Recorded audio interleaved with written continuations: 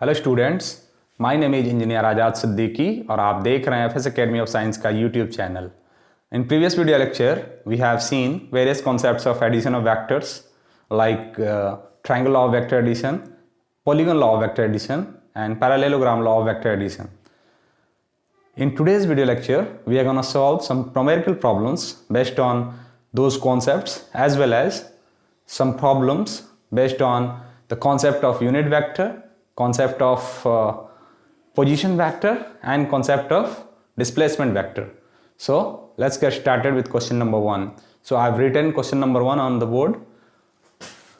Question number 1 कह रहा है if vector p plus vector q is equal to vector r and if magnitude of vector p is equal to magnitude of vector q is equal to magnitude of vector r, then what is the angle between vector p and vector q? Question में ये कह रहा है कि अगर vector p plus vector q को जोड़ने पे वेक्टर r आ रहा है रिजल्टेंट और वेक्टर p का मैग्नीट्यूड, वेक्टर q का मैग्नीट्यूड और वेक्टर r का मैग्नीट्यूड तीनों बराबर हो, तब पूछ रहा है वेक्टर p और वेक्टर q के बीच का एंगल बताइए। सो रिजल्टेंट निकालने का तरीका हमको क्या था? Parallelogram law of vector addition में हमने क्या पढ़ी थी? रिजल्टेंट निकालने का formula r is equal to P square plus Q square plus 2pq cos theta. So ये हमने पढ़ा था, वहां पे हमने a और b कंसीडर किया था। सो यहां पे p और q कंसीडर किया है, सो हमने a और b को p q के टर्म में कन्वर्ट कर दिया। सो क्वेश्चन में कह रहा है p का मैग्नीट्यूड, q का मैग्नीट्यूड और r का मैग्नीट्यूड बराबर है, यानी या तो आप सबको p बना दीजिए या सबको q बना दीजिए या सबको r बना दीजिए। सो सबको हम लोग r बना देते हैं। So R square is equal to P square को हम लिख सकते हैं R square plus Q square को भी हम लिख सकते हैं R square plus 2 into R cos theta. So R square is equal to ये हो गया 2r स्क्वायर और ये हो गया 2r square cos theta. R square is equal to 2r square मैं कॉमन ले रहा हूं तो यहां पे बचा 1 प्लस यहां पे बचा कॉस थीटा। इसको मैं नीचे लेता हूं, R square by 2r square is equal to 1 plus cos theta. R square से आर स्क्वायर कैंसिल हुआ, यहां पे बचा 1/2 half. So cos theta is equal to half और ये इधर प्लस में है, दूसरे साइड जाएगा तो माइनस में हो जाएगा। So cos theta is equal to minus half. अगर इसको सॉल्व करेंगे तो आएगा minus half. So cos theta minus half क्या होता है? थीटा कितना हो जाएगा? 120 के बराबर, 120 डिग्री। सो P और Q के बीच का जो एंगल मिला हमको वो मिला 120। ये तो था प्रोसेस से बनाने का तरीका। अगर हम लोग ऐसा सोचें कि P और Q और R तीनों का मैग्नीट्यूड बराबर है, इसका मतलब ये कोई इक्विलेटरल ट्रायंगल बना रहे होंगे, यानी दो साइड को जोड़ने पे हमारा रिजल्टेंट आता है, उसको हम लोग R बोलते हैं। और यहां पे दिया हुआ है जो वेक्टर P का मैग्नीट्यूड है वही वेक्टर Q का मैग्नीट्यूड और वही वेक्टर R का मैग्नीट्यूड, यानी ये बराबर है, यानी ये जो एंगल बन रहा है अंदर का इंटरनल एंगल सब 60 डिग्री का बन रहा है। सो मान लीजिए ये है वेक्टर P का डायरेक्शन, ये है वेक्टर Q का डायरेक्शन और ये है वेक्टर R का डायरेक्शन, तीनों बराबर है। सो वेक्टर P का जो ये है P, ये है Q और ये है R, रिजल्टेंट उल्टे डायरेक्शन में P Q R। सो P का डायरेक्शन इधर और R का डायरेक्शन इधर। सो अगर ये 60 डिग्री है तो ये वाला एंगल कितना होगा? ये यहां से यहां तक 180 होता है, तो अगर ये 60 है तो ये वाला एंगल हम लोग का 120 होगा। हम लोग यहां से भी बना सकते हैं, ये इसका डायरेक्शन इधर और इसका डायरेक्शन इधर। सो ये एंगल अगर 60 डिग्री है तो ये एंगल 120 डिग्री होगा। सो हम लोग यहां से भी जाएंगे तो सेम आंसर आएगा और यहां से भी हम लोग जाएं तो वही आंसर आने वाला है। दूसरा प्रॉब्लम देखेंगे, क्वेश्चन नंबर 2 है। सेम क्वेश्चन, पहला जो क्वेश्चन था सेम क्वेश्चन है। इसमें क्या बोला है? उसमें बोला था कि वेक्टर P का magnitude is equal to vector Q का magnitude is equal to vector R का मैग्नीट्यूड, यानी तीनों का मैग्नीट्यूड बराबर था। इसमें चेंजिंग सिर्फ क्या किया है, vector P plus vector Q का मैग्नीट्यूड मिला के वेक्टर R का मैग्नीट्यूड हो रहा है। सो इसके आंसर के लिए देखते हैं हम लोग, इसका सॉल्यूशन कैसे होगा उसको देखते हैं हम लोग। हमारा फॉर्मूला वही रहेगा, R square is equal to P square plus Q square plus 2pq cos theta. So R R को हम लोग क्या लिख सकते हैं, P plus Q. So P plus Q का स्क्वायर कर दीजिए, यानी आर स्क्वायर है तो आर के जगह पे हम लोग लिखेंगे पी प्लस क्यू।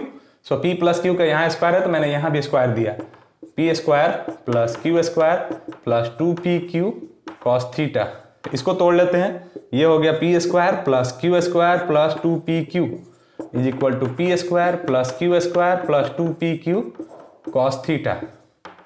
इसको इधर लाएंगे तो माइनस हो जाएगा और कट जाएगा, तो मैं सीधा कटा देता हूं।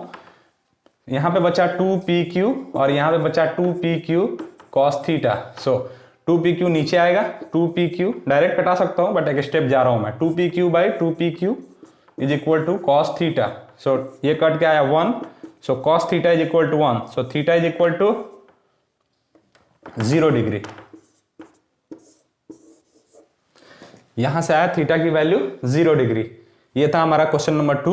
अब देखेंगे हम लोग क्वेश्चन नंबर 3।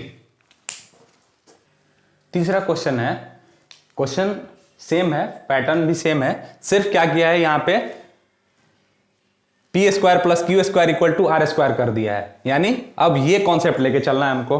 फॉर्मूला हमारा सेम रहेगा, R square is equal to P square plus Q square plus 2pq cos theta. So अब हम आर स्क्वायर को क्या लिख सकते हैं, P square plus Q square. So अब आर स्क्वायर को हम लिख सकते हैं P square plus Q square, और यहां पे है P square plus Q square plus 2p लिख सकते हैं P square plus Q square is equal to यहां पे है P square plus Q square plus 2pq cos theta. So ये दोनों इधर आएगा, सो माइनस हो जाएगा इधर आके, यानी यहां पे इन दोनों को कटा दिया, इधर क्या बचा 0 और यहां पे बचा 2pq कॉस थीटा।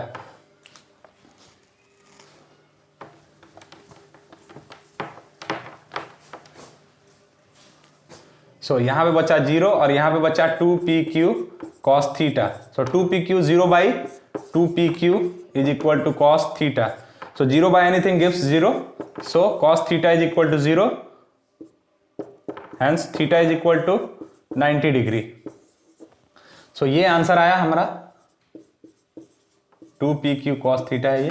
सो ये आंसर आया, लेकिन हम ये देख के भी बता सकते थे, क्योंकि अगर हम कोई राइट एंगल ट्रायंगल लेते हैं, सो ये अगर P है, ये बेस है और ये हाइपोटेन्यूज है, so H square equal to क्या होता है, P square plus B square, यानी परपेंडिकुलर का स्क्वायर प्लस बेस का स्क्वायर क्या देता है हमको, हाइपोटेन्यूज का स्क्वायर। सो यहां भी ऑलमोस्ट वही काम हो रहा है, यहां से P Q जोड़ रहे हैं और R इसका रिजल्टेंट दे रहा है आर स्क्वायर। सो हम ये भी कॉन्सेप्ट अगर मेरे अपने दिमाग में बैठा हुआ है, सो हम यहां से भी बता सकते हैं, बिना ये बनाए हुए हम लोग बता सकते हैं कि ये P और Q के बीच में 90 डिग्री का एंगल बन रहा है, और यहां से आप प्रोसेस से जा सकते हैं। अगला क्वेश्चन देखते हैं, क्वेश्चन 4 क्वेश्चन 1 का रिपीट किया हुआ है। So question 1 and question 4 are similar to each other, so I am leaving question 4। So we will move on to question number 5। Question number 5 यहां पे मैंने लिखा हुआ है, a force F is directed along y axis, calculate its component along y axis. यानी ये x axis होता है हमारा, ये y एक्सिस, तो बोल रहा है कि जो F है वो y एक्सिस के अलोंग डायरेक्टेड है, यानी इधर लग रहा है फोर्स F आपका y एक्सिस में। तो बोल रहा है कि x एक्सिस में इसका कंपोनेंट क्या होगा, सो ये 90 है, सो x एक्सिस में इसका जो कंपोनेंट होगा वो होगा F cos 90। चूंकि cos 90 0 होता है, इसलिए जो x एक्सिस में इसका कंपोनेंट होगा F, सो इसका जो कंपोनेंट होगा 0 होगा, x एक्सिस में इसका कंपोनेंट 0 हो जाएगा। अगला क्वेश्चन देखेंगे हम लोग, क्वेश्चन 6 है, if vector p plus vector q का magnitude is equal to vector p minus vector q का magnitude, then what is the angle between vector p and vector q। So हम लोग देखते हैं p प्लस q का magnitude क्या होगा, P square plus Q square plus 2pq cos theta, और इसका मैग्नीट्यूड क्या हो जाएगा, P square plus Q square plus minus 2pq cos theta. So ये पी स्क्वायर क्यू स्क्वायर यहां से कैंसिल होगा, सो यहां से 2pq कॉस थीटा, और इसको भी इधर लाएंगे तो आ जाएगा 2pq cos theta is equal to 0। So 4 P Q cos theta is equal to 0. So cos theta is equal to 0 by 4 pq which gives 0. So cos theta is equal to 0, hence theta is equal to 90 degree. So इसका answer आया 90 degree. But एक और तरीका है, मान लेते हैं ये हमारा वेक्टर p है और ये कोई वेक्टर हमने जोड़ा वेक्टर q और इसका रिजल्टेंट जो हमको मिल रहा है वो है vector p plus vector q, ये इन दोनों का. ये तो वेक्टर p है. अगर q इतना लंबा है तो वेक्टर माइनस q सेम इतना ही बड़ा हमको नीचे बनाना पड़ेगा, डायरेक्शन उल्टा, तो ये हो जाएगा माइनस q. ये लाइन मिला देंगे हम लोग.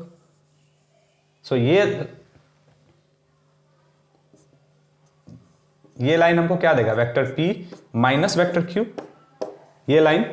लेकिन ध्यान से अगर आप देखेंगे तो ये जो लाइन है इस लाइन से बड़ी है, p प्लस क्यू वाली लाइन p माइनस क्यू वाली लाइन से बड़ी है. अगर हम इन दोनों के बीच का एंगल और बढ़ाएं, इसको और बढ़ाएं, तो ये लाइन और लंबी होगी और ये लाइन और छोटी होगी. यानी दाहिने साइड हम लोग नहीं जा सकते हैं. अगर ये लाइन और एंगल बढ़ा दें, p और q के बीच का एंगल हम बढ़ा दें, तो ये जो रिजल्टेंट वाली लाइन मिलेगी ये और लंबी मिलेगी और ये जैसे बढ़ाएंगे ये लाइन और छोटी होती जाएगी p माइनस क्यू वाली. तो राइट साइड में जाने का ऑप्शन नहीं है हमारे पास. बट अगर इसको हम सीधा करें, यानी ऐसे जोड़े हम लोग, ये है वेक्टर p, ये है वेक्टर q और ये रहा हमारा vector p plus vector q. Vector p है, वेक्टर q माइनस q कहां होगा, इतना ही नीचे. ये रहा माइनस q. अब ये लाइन जोड़ेंगे, जितना बड़ा ये होगा लाइन उतना बड़ा ये होगा लाइन. ये अगर वेक्टर p प्लस क्यू है तो ये होगा vector p minus vector q. अब हम बोल सकते हैं कि ये दोनों लाइंस बराबर है, यानी दोनों का मैग्नीट्यूड बराबर हो रहा था. p प्लस क्यू का magnitude is equal to p minus Q का मैग्नीट्यूड. ये लेंथ क्या बताता है, मैग्नीट्यूड. जितना लेंथ ये है उतना ही लेंथ ये है, यानी p और q के बीच का एंगल कितना होना चाहिए, 90, तभी ये बराबर हो सकते हैं. यहाँ पे देखिए, यहाँ पे जैसे हम एंगल बढ़ा रहे थे ये लाइन और बड़ी हो रही थी, ये लाइन छोटी हो रही थी. हमने सीधा किया, इसको 90 पे किया, तब जाके ये बराबर हो रहा है. दैट्स द अल्टरनेट मेथड ये, और ये प्रॉपर बनाने का तरीका. अगला क्वेश्चन देखेंगे हम लोग. क्वेश्चन नंबर 7 है, can the resultant of 3 unequal forces be equal to 0. यानी 3 असमान फोर्सेज का रिजल्टेंट क्या 0 हो सकता है. हो भी सकता है और नहीं भी हो सकता है. कब हो सकता है, जब दो छोटे साइड्स का जो सम हो वो तीसरे से छोटा ना हो, तब हो सकता है. यानी इसका आंसर होगा मे बी, यानी हो भी सकता है और नहीं भी हो सकता है. यानी ट्रायंगल बनना चाहिए. जैसे अगर हमने बनाया यहां पे, मान लीजिए ये 3 ले लिया, p इज इक्वल टू 3 ले लिया and q is equal to हमने 4 ले लिया. ये अगर हमने r है, r अगर हमने 5 ले लिया, ये 3 और 4 का रिजल्टेंट हमको क्या आएगा, 5 इस डायरेक्शन में. लेकिन रिजल्टेंट 0 चाहिए, यानी एक ही डायरेक्शन में जाने चाहिए. ये इसी डायरेक्शन में अगर हम लोग जोड़ दें तीनों वेक्टर का तो रिजल्टेंट 0 आ जाएगा. तीनों अनइक्वल हैं, 3 4 5. ये 0 हो भी सकता है और नहीं भी हो सकता है. कंडीशन क्या है, ये p और q यानी जो दोनों छोटे साइड्स हैं इनका जो सम होना चाहिए ये इससे कम नहीं होना चाहिए, इससे ज्यादा होना चाहिए, ताकि ट्रायंगल फॉर्म हो. ट्रायंगल बनेगा तभी इसका रिजल्टेंट 0 हो सकता है. यानी दोनों छोटे साइड्स का जो सम होना चाहिए वो एटलीस्ट तीसरे साइड के सम से बड़ा होना चाहिए या बराबर होना चाहिए, एटलीस्ट बड़ा होना चाहिए, तब जाके रिजल्टेंट इनका 0 हो सकता है. आंसर इसमें भी दिया है मे बी, आंसर होगा मे बी. Question number 9.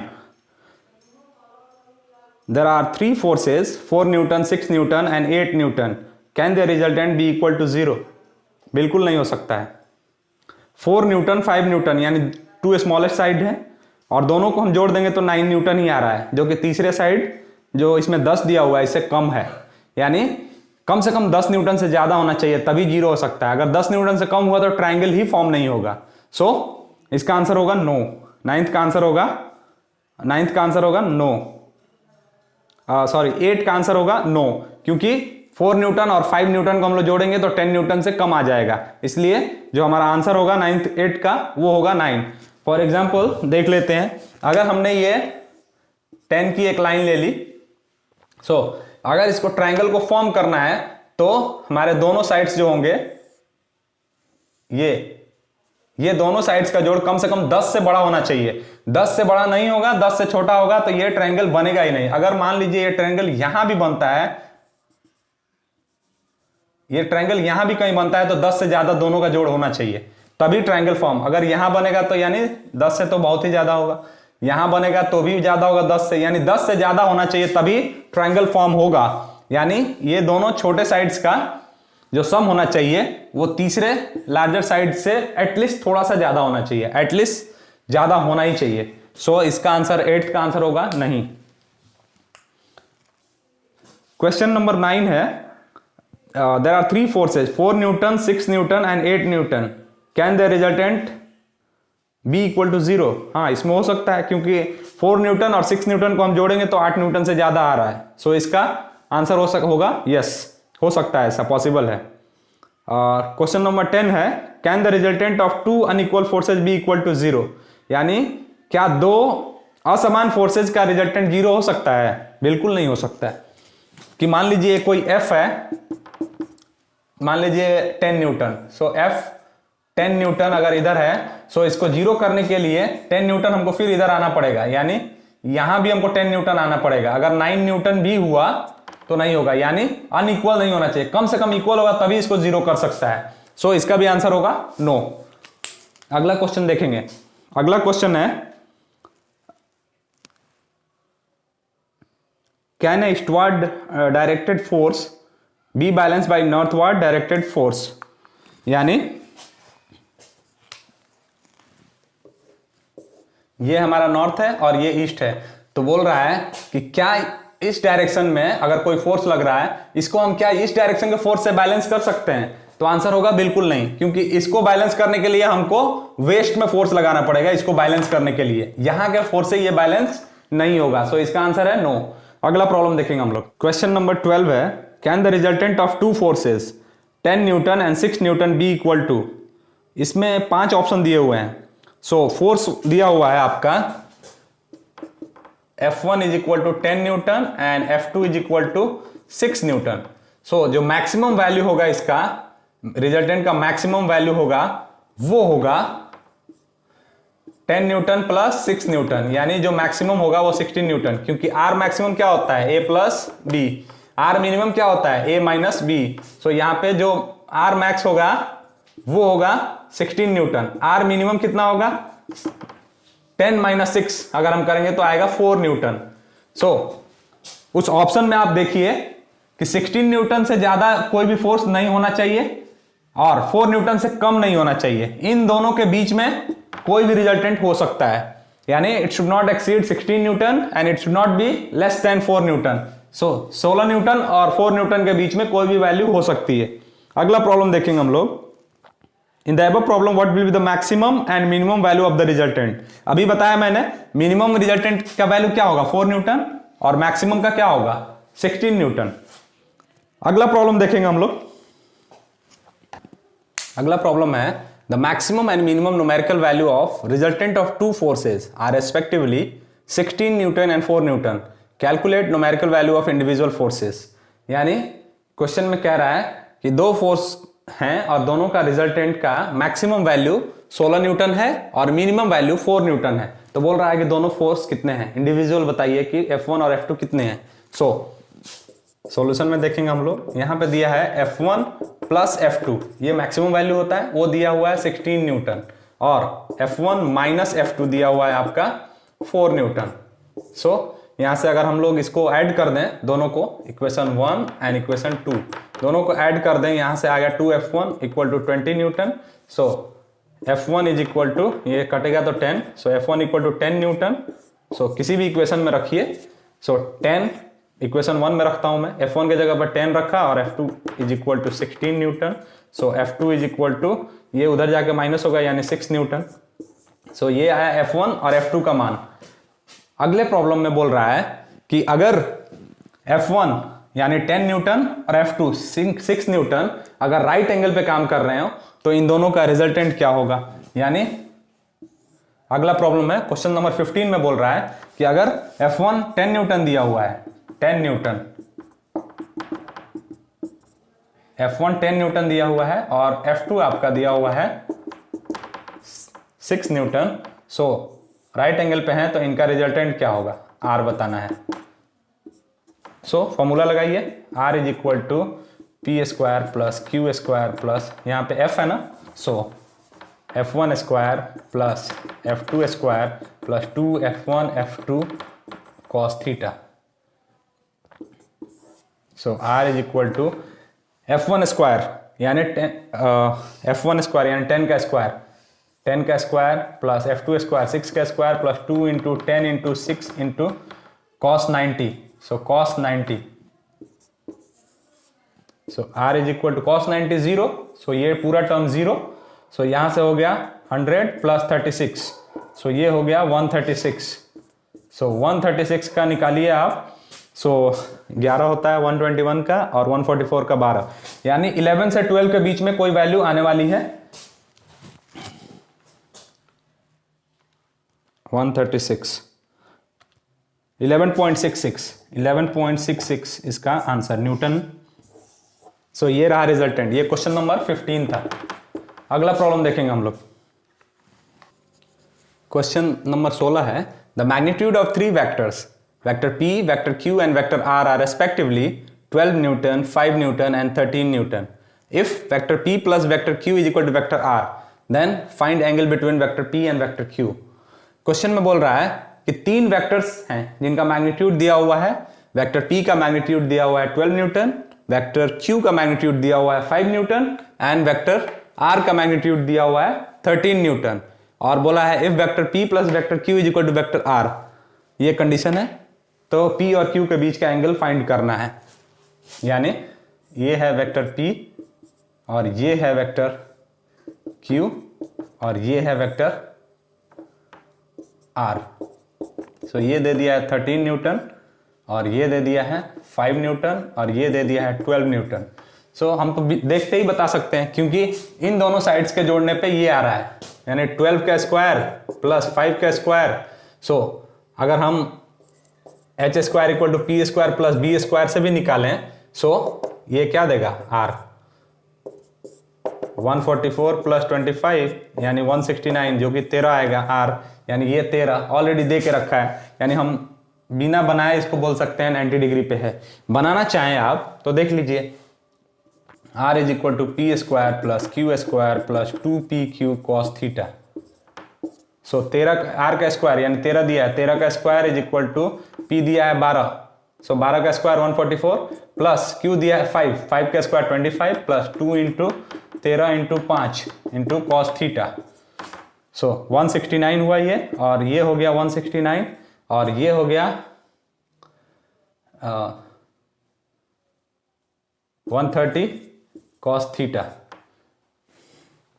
हाँ 130 cos थीटा। सो ये इधर आएगा तो ये 0 कर देगा, 169 कैंसिल, यानी इधर बचा 0 और यहां बचा 130 cos theta. So cos theta is equal to 0/130 which gives cos theta is equal to 0। cos theta 0 हुआ तो theta is equal to 90 degree. यहां से भी निकल सकता है आपका और यहां से भी। क्वेश्चन नंबर 17 में जो दिया हुआ है वो सेम क्वेश्चन है, सिर्फ वैल्यू चेंज किया है, 3 Newton 4 Newton and 5 Newton. Again वही चीज होने वाला है, 3 4 5 को आप 3 4 को जोड़ेंगे तो ये 5 आ जाएगा, यानी उनके बीच भी एंगल 90 डिग्री होगा। सो अब हम लोग क्वेश्चन नंबर 18 देखेंगे। इसमें हम लोग P के जगह पे 13 लिख दिए हैं जो कि 12 है। सो ये होगा 120, सो 120, सो ये 120 और ये भी होगा 120। सो अगेन वैल्यूज तो उतने ही आने वाले हैं। अगला क्वेश्चन हम लोग देख चुके हैं, सेम आएगा। क्वेश्चन नंबर 18 देखेंगे। क्वेश्चन नंबर 18 है, in the above problem what could be the angle between vector P and vector R। सो उसमें वैल्यूज दिया था, ये P का वैल्यू दिया था 3 न्यूटन और Q का वैल्यू दिया था 4 न्यूटन और इनको जोड़ने पे 5 न्यूटन आ रहा था R।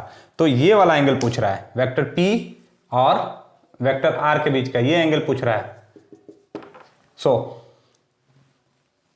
कौन सा ट्रिग्नोमेट्रिकल रेशियो B/H का वैल्यू देता है? cos थीटा देता है। cos theta is equal to B/H। So B हमारा दिया 3 और H हमारा क्या है 5। सो यहां से theta is equal to cos inverse 3/5। सो ये निकल गया हमारा एंगल। और अगर आपको इस ट्रायंगल के बारे में पता है तो 3 के सामने वाला एंगल होता है 37 डिग्री और 4 के सामने वाला एंगल होता है 53 डिग्री।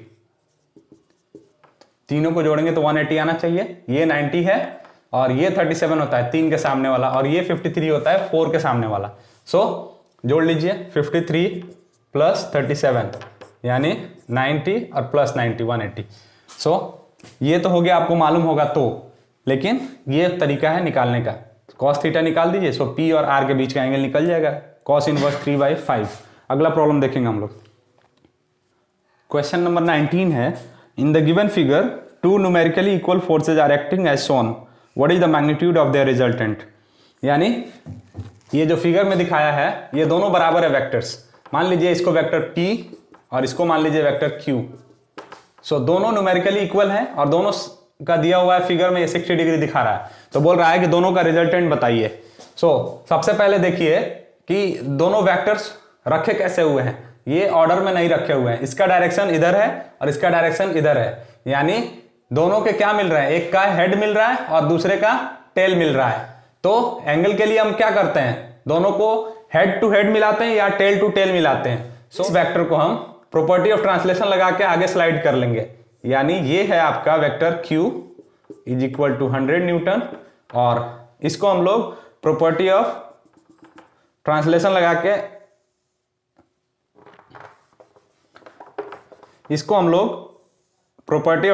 लगा के स्लाइड कर लेंगे। यानी ये हो गया आपका वेक्टर P जो कि 100 न्यूटन दिया हुआ है। ये एंगल दिया हुआ था 60 डिग्री। सो ये एंगल कितना हो जाएगा 120 डिग्री, क्योंकि यहां से यहां तक 180। सो अगर ये 60 निकल गया तो 120। अब P और Q के बीच के एंगल आपको मालूम हो गया 120। R वाला फॉर्मूला लगाइए, R is equal to a squared plus b squared plus 2ab cos theta. PQ है, PQ लिखना चाहिए था, no problem. So R is equal to P दिया हुआ है 100 न्यूटन। सो 100 का स्क्वायर प्लस 100 का square plus 2 into 100 into 100। So cos 120 degree. So R is equal to ये हो गया 4 टाइम 40 1 पे, ये भी हो गया 1 पे 40, ये 2 इंटू 1 पे 40। cos 120 का मान होता है -½ 2 से 2 कैंसिल हुआ। सो R इज इक्वल टू ये रहा 10,000 प्लस ये भी रहा 10,000 और ये हो गया -10,000। सो 10,000 10,000 और ये -10,000। सो ये कैंसिल होगा। सो R इज इक्वल टू ये बाहर निकालेंगे तो 100 न्यूटन ही रिजल्टेंट आएगा इसका। So that's the solution for question number 19। आगे के प्रॉब्लम्स देखेंगे हम लोग। आगे के प्रॉब्लम्स में क्वेश्चन नंबर 20 क्रॉस प्रोडक्ट पे है। सो क्रॉस प्रोडक्ट का कॉन्सेप्ट अभी हमने पढ़ी नहीं है। आगे के लेक्चर्स में जब क्रॉस प्रोडक्ट का कॉन्सेप्ट हम लोग पढ़ लेंगे उसके बाद उस पर न्यूमेरिकल्स करेंगे। फिर क्वेश्चन नंबर 21 22 ये सब रिजोल्यूशन ऑफ वेक्टर्स पे है। सो ये सब क्वेश्चंस हम लोग बाद में करेंगे। क्वेश्चन नंबर 25 भी हम लोगों ने पिछले क्लास में कर लिया था। डिस्प्लेसमेंट वेक्टर के कॉन्सेप्ट में हमने इसको क्वेश्चन नंबर 25 को कर लिया था। क्वेश्चन नंबर 26 देखेंगे हम लोग।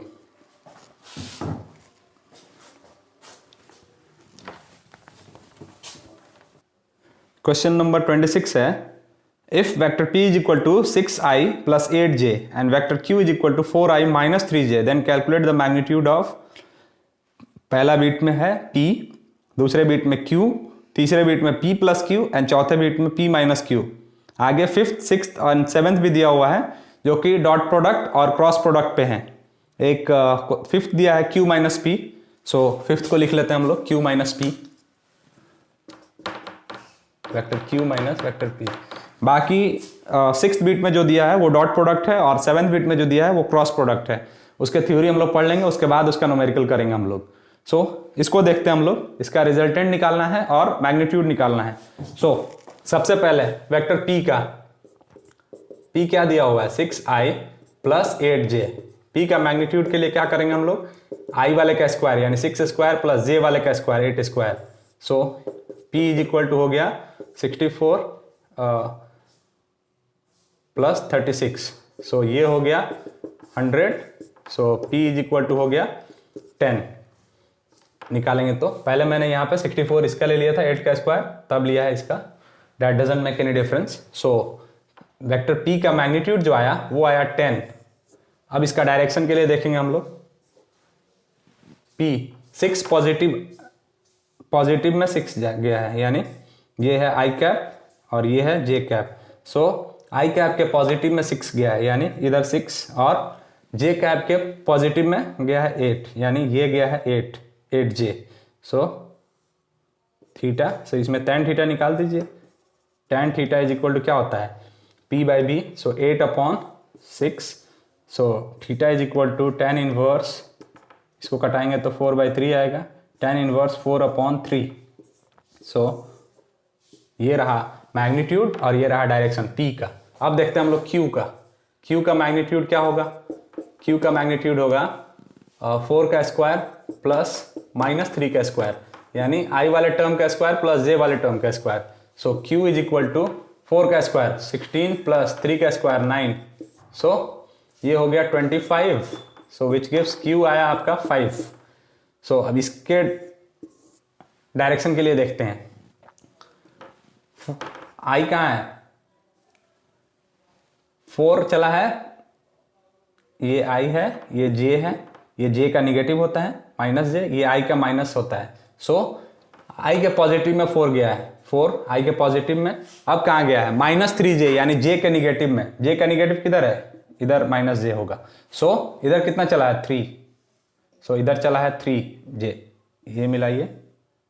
सो ये एंगल देगा आपका tan थीटा, अगर आप निकालेंगे so tan theta is equal to देगा आपका 3/4।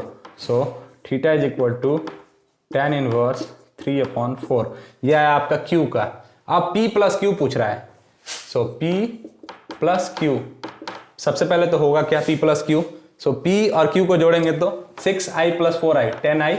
सो ये हो गया 10i और 8j में से 3j निकला, सो 5j प्लस 5j।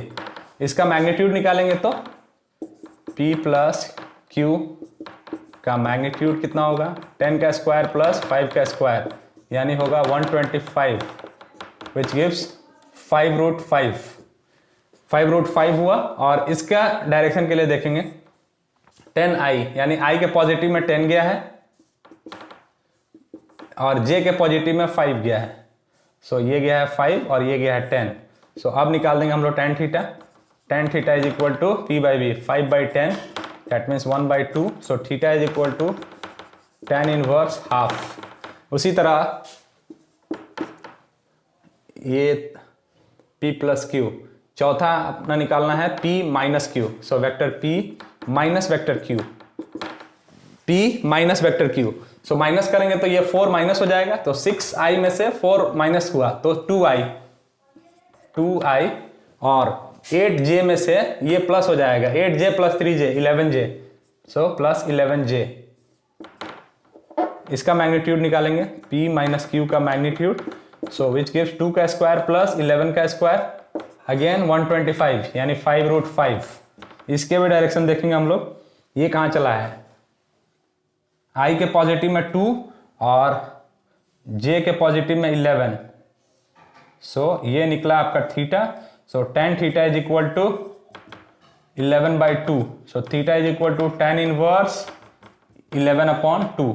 ये निकला p प्लस q। अभी तक हमने m कर m के कुछ 20+ प्रॉब्लम्स देखे हैं। उसके बाद अगले वीडियो लेक्चर में इसी कॉन्सेप्ट में एक नया वीडियो लेके आऊँगा। उसमें जो प्रॉब्लम्स हम लोग सॉल्व करेंगे वो किसी ना किसी कंपेटिटिव एग्जाम में पूछे गए होंगे। So wait for the next video lecture. और एक इम्पॉर्टेंट अनाउंसमेंट ये है कि 12th का जो बैच है 12th फिजिक्स का FS academy of science Siwan में, वो 1 फरवरी और 7 फरवरी से शुरू हो रहा है, जबकि हमारा target batch JEE NEET Jamia Aligarh और बीएचयू के लिए वो 15th ऑफ फरवरी को शुरू होगा. So get enrolled in the premier institute of the town. Thank you so much. See you again with the next video.